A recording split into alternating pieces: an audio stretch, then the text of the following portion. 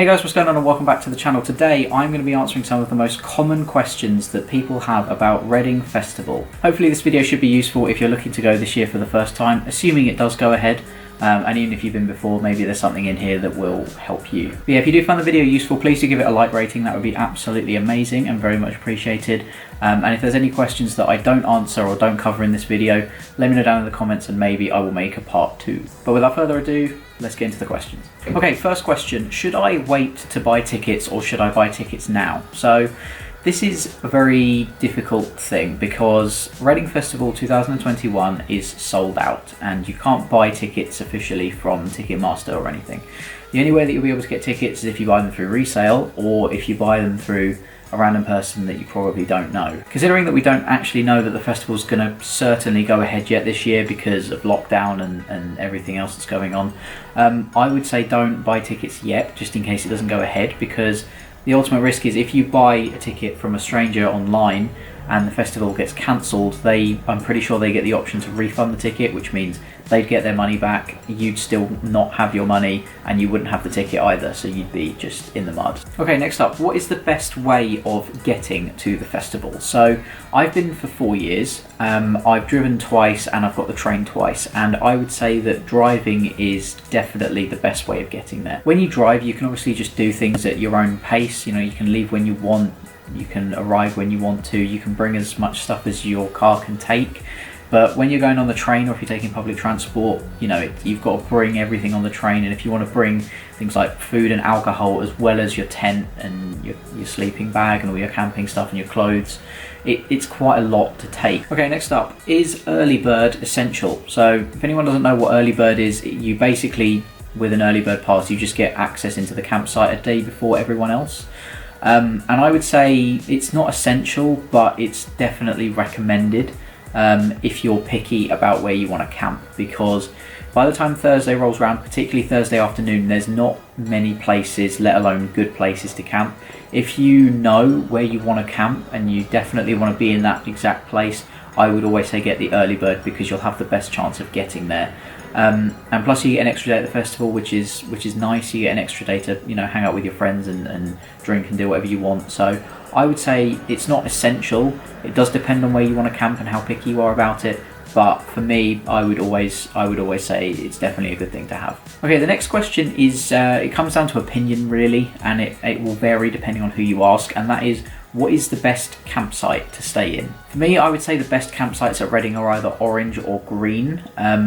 Both are relatively close to all the facilities you'd need, like toilets, food places, and an arena entrance. Orange also has the co-op relatively close to it, which is a big plus. But ever since the second year I went, me and my friends have always camped in green in G5, which is it's pretty close to all the food places and stuff. It's very close to the arena entrance, and it's not too far away from the toilets in Red Camp. So I would say, for me, green works for what we need, but objectively speaking, orange is also a very good one. I would personally avoid purple and red just because they're quite busy. Red especially is near the main entrance, so people tend to just camp there because it's the first place they see when they walk in. So I would say, yeah, for me, green or orange are probably the best. Okay, next question is, will my tent be safe and secure when I'm not with it? So this is something that a lot of people ask, but it's not something I've ever had an issue with, and I don't know anyone that's had an issue with this. I mean, I do recognise that, you know, being robbed can happen. You know, I mean, anyone can just kind of walk into any tent and then take stuff. But for me, I've never seen this happen. I never had this happen to me. My only advice would be, don't leave very expensive valuables in your tent while you're not there. You know, if you're going to go to the arena, bring obviously your phone, your wallet, and if you've got cash and stuff, bring that with you. Don't leave it in the tent. But I mean, every tent kind of has the same stuff in it. You know, it's got a sleeping bag, it's got a roll mat, whatever. People aren't really interested in that kind of stuff. So yeah, and the other thing I would say is don't do things like padlock your tent, because it just makes it look like you've got something to hide. And if someone who had the intention of stealing came across your tent that was padlocked, they'd be more than likely to try and slash it and see what you're trying to hide. So Definitely don't padlock your tent, just try not to worry about it too much and you should be fine. Okay, next up, will more acts be announced for the lineup? And the answer is yes. I'm pretty sure they add names to the lineup up until like late July, early August. The artists that are on the first lineup are there to try and sell the tickets and make you want to go. But yeah, there'll always be more stuff coming over the months leading up to Reading Festival. Next up, how disgusting are the toilets? And the simple answer, you can probably predict what I'm going to say, is very. They're not nice. The toilets are quite disgusting, and they're particularly bad from Friday onwards. My advice is from Friday, always try and use the arena toilets where possible, just because they're cleaned a bit better and they're a bit nicer. The toilets in the campsites can get a bit disgusting, like I said, especially from Friday onwards. Obviously you'll need to use them on Wednesday and Thursday, but beyond that, try and use the arena ones where you can, just because they're a bit cleaner. I would also suggest that before you go, you invest in a pack of toilet seat covers or something like that, so that you can just put them over the toilet seat so you're not literally sitting on someone else's. And make sure you bring toilet roll and anything that can help you from not catching cholera while you're at Reading. Next question is, where can you shower at Reading Festival? And to be honest, I don't think many people do, because at the end of the day, everyone's in the same boat. You know, we're all dirty, we're all sweaty, we're all disgusting. Everyone kind of just acknowledges that and gets on with it. I don't think anyone's really going to judge you for being a bit dirty while you're there. For me, I always just use baby wipes and dry shampoo and deodorant and stuff like that, just to keep me going. I don't really see the point, because like I say, everyone's in the same boat. No one's going to really judge you too much. If you do want to shower, I believe there are showers on site. Otherwise there's a leisure centre just outside of the Reading site that you can use, which has like a swimming pool and showers and stuff like that. Next question, is the food expensive to buy at Reading?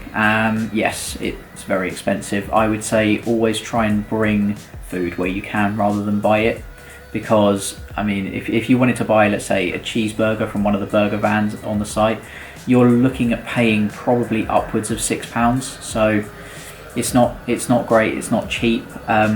There are some better places than others where you can get kind of better value food, but for the most part it's all overpriced, it's all expensive.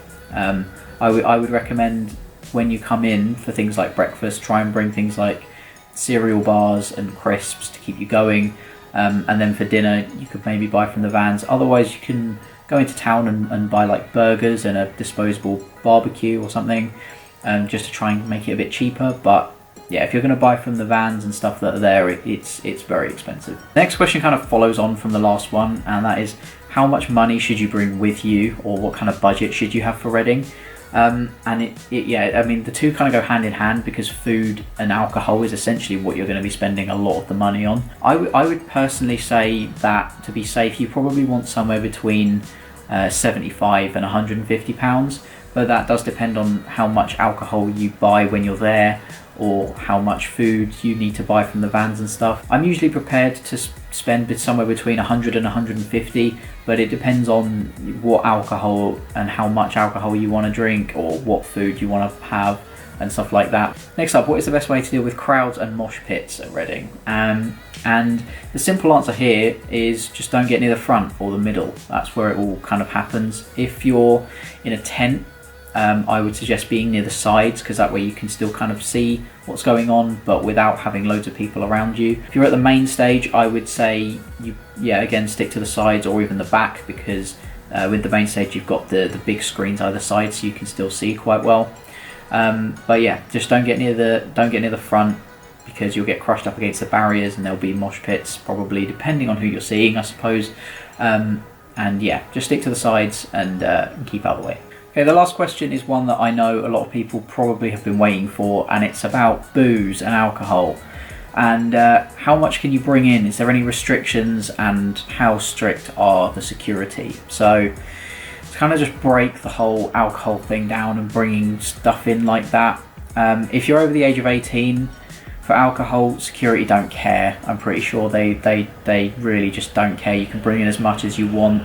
Then they're not interested. If you're under the age of 18 and you get caught with it, then they'll just take it off you. Nothing else will really happen.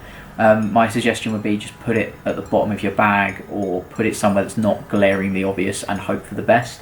When you enter the site for the first time, there is a random bag search. I've never been selected for it, but obviously it does happen. But just don't make it obvious. For the most part, security are a lot more concerned about other things like drugs and like explosives and things that harm people. So they don't care about alcohol. If you want to bring things like wine or spirits, then you need to make sure they're in plastic bottles and not glass bottles, because you'll not be allowed to take them in. There's no chance you'll be able to get them in. My advice for that is a few days beforehand, buy whatever spirits you want, and then buy some like 2-litre bottles of water, empty the water and just pour the spirits in, and that's the best way to get them in. And that is the end of the questions. I could have done a lot more, and to be honest, I could be here all day answering Reading questions and talking about Reading. So if you do have any more questions that I haven't covered, like I said at the beginning of the video, leave them down in the comments and I might do a part 2. Please do drop a like rating if this video was useful and helpful to you. And hopefully I will see some of you at Reading this year. But until the next video, thank you so much for watching. Peace.